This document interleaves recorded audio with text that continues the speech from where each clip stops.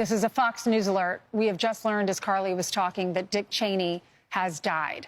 We're learning more information as we do. We will continue to pass that along to you, of course. We just literally got this information a few seconds ago. He was chief of staff under Gerald Ford. He was former Secretary of Defense under George H.W. Bush. He went on to be vice president for 2 terms with George W. Bush and is considered the conservatives' conservative, a very hardliner, someone extremely competent, and someone who dealt with hard issues in his 30s and has dealt with that his entire life. They're saying that he died last night at the age of 84, and we just received a statement from his family. Ainsley, you want to read this? Sure. It says Richard B. Cheney, the 46th Vice President of the United States, died last night, November 3rd, 2025. He was 84 years old. His beloved wife of 61 years, Lynn, his daughters Liz and Mary, and other family members were with him as he passed. The former vice president died due to complications of pneumonia and cardiac and vascular disease. For decades, Dick Cheney served our nation, including as White House Chief of Staff, Wyoming's Congressman, Secretary of Defense, and Vice President of the United States. Dick Cheney was a great and good man who taught his children and grandchildren to love our country and to live lives of courage, honor, love, kindness, and fly fishing. We are grateful beyond measure for all Dick Cheney did for our country, and we are blessed beyond measure to have loved and been loved by this noble giant of a man. You can always count on mainstream media to glamorize their villains. Dick Cheney is no exception. Dick Cheney was the type of man who made everyone's life a living hell, who did not fit within the paradigm of the white supremacist narrative that has sold Babylon to the world. Dick Cheney was responsible, of course, for the war in Iraq that took place for quote-unquote weapons of mass destruction after 9/11. You remember the 9/11 that launched YouTube as a truther social network well before it became what it is today as a shell of itself. YouTube was a place where we then saw documentaries like Loose Change to show us what actually happened during 9/11, not the narrative that the mainstream media put out. But we're here to talk about Dick Cheney, the real Dick Cheney, and find out about his real life and his real legacy. When George W. Bush was president, Dick Cheney was pulling the strings. He wasn't like other vice presidents, cutting ribbons and going to funerals. He was running meetings, reviewing laws, and shaping war policy. He knew how Washington worked. He was a chief of staff, he was a defense secretary, and he was also a congressman. And before Trump, he demanded loyalty. When 9/11 happened, he saw an opportunity. He expanded executive powers, wrote secret memos, and justified warrantless surveillance. The surveillance state we see today is because of him, and he did it all in the name of security. When the CIA had doubts about Iraq, he was the one that bypassed their office. He was the reason that we invaded Iraq under bad intelligence, and him and his team helped shape it. Bush was the face, so he took all the blame. But Cheney was the operator pulling the strings. And for 8 years, the vice president was the most powerful man in Washington, D.C., and he was never elected as president.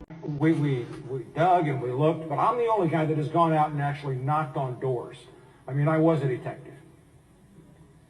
And I've done original investigative research. And part of me wanted to do my 9/11 research like Andy Sipowicz from NYPD Blue, you know, where I could throw people around a little bit, you know, and kind of rough them up. But you can't do that with generals and, you know, appointed. So I played Columbo. You know, you got... Now, wait a minute. You got 4 or 5 different exercises going and 22 possible hijacks. What idiot scheduled all of these things to happen all on September the 11th?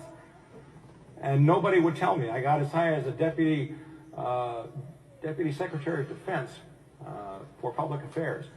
And nobody would tell me. And then I found the paper trail, and it was Dick Cheney. It was Dick Cheney. It was Dick Cheney. Anyone that could rub 2 brain cells together knew that the war of Iraq had nothing to do with weapons of mass destruction. We knew that it was much more sinister.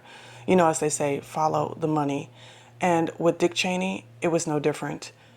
You see, the war of Iraq was always about oil, in the same way that the unaliving of Gaddafi was never about the people of Liberia.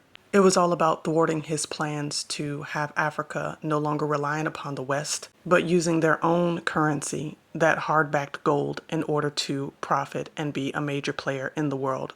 Very similar to what we see happening with President Traore in Burkina Faso. But let's get back to Dick Cheney and how he used the war of Iraq in order to profit his own self.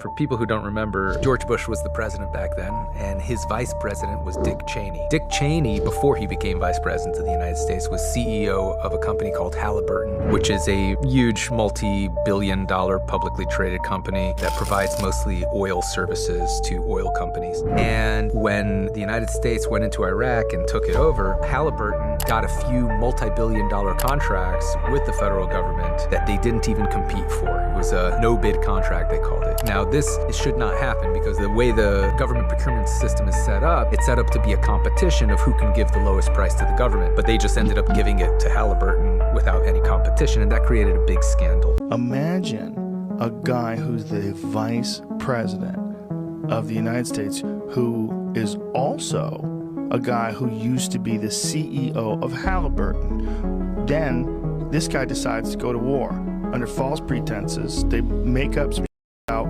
weapons of mass destruction. They blow this place to smithereens, and then Halliburton gets no bid contracts. I mean, this wasn't someone saying, I can do it for $3 billion, I can do it for 2.7. There wasn't any of that.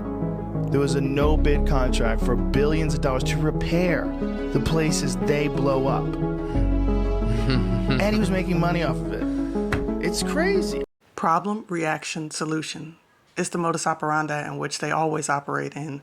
It's what's going on today.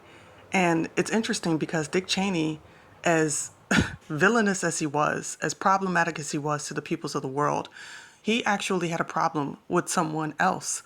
He had a problem with Donald Trump. Listen to what he had to say about Donald Trump. It's very interesting. Did you guys hear what Dick Cheney had to say about Donald Trump?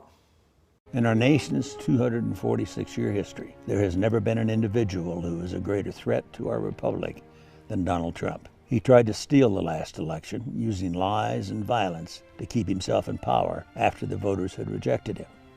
He is a coward. A real man wouldn't lie to his supporters. He lost his election, and he lost big. I know it, he knows it, and deep down, I think most Republicans know it. So that was brought to us by Tennessee Holler. Go check those guys out. Great news source here in Nashville and the Tennessee area. And Dick Cheney, one of America's most prominent villains. A guy who essentially lied to get into his role as vice president, then traded American soldiers for cash with Halliburton, and a guy who shot another man in the face while pheasant hunting. Yeah, if he's calling out another guy as being worse than him, that is pretty bad. Dick Cheney, one of the worst, says Donald Trump is worse than him. Probably true. It always amazes me when these people can't see that they are the pot calling the kettle black. Dick Cheney, Donald Trump, all of these overlords of the West, they all have the same goal in mind, and that is to disrupt the systems of this world for their oligarchs, which are at the 1% helm, which is not them. They are at the 1% helm. And of course, we know that the scripture says that Hasatan is the God of this world. So we know who they're ultimately serving. And it's really sad, as I said, because what shall it profit a man to gain the whole world and lose his soul? Dick Cheney, 84 years old, passed away from heart-related issues as well as pneumonia. And at the end of the day, now all of that stuff that he did to propagate all of the evils around the world via the war in Iraq, via Halliburton, via all of the things that he did undercover and secretly that many of us will never know about, now he is facing the judgment for his life. And the reality is he's facing it unprepared. But this is what happens when you take the things of this world and you elevate them above the things of the spirit. And so let us all be cautious and understanding that the life that we live, it will come under judgment. The life that we live here in the now is not as important as the life that we live for eternity. So that's Dick Cheney's life. A life not well lived at all. Anyway, these are my thoughts. Let me know what yours are in the comment section below. Like, share, and subscribe if you have not already done so. And don't forget to hit that notification bell on your right so you can get all of my latest updates. Let us continue to stand back and watch the salvation of the Messiah, because he is coming back to right all of the wrongs that the powers that should not be in this world have erected. Thanks so much for listening once again. And as always, Yah bless and Salaman.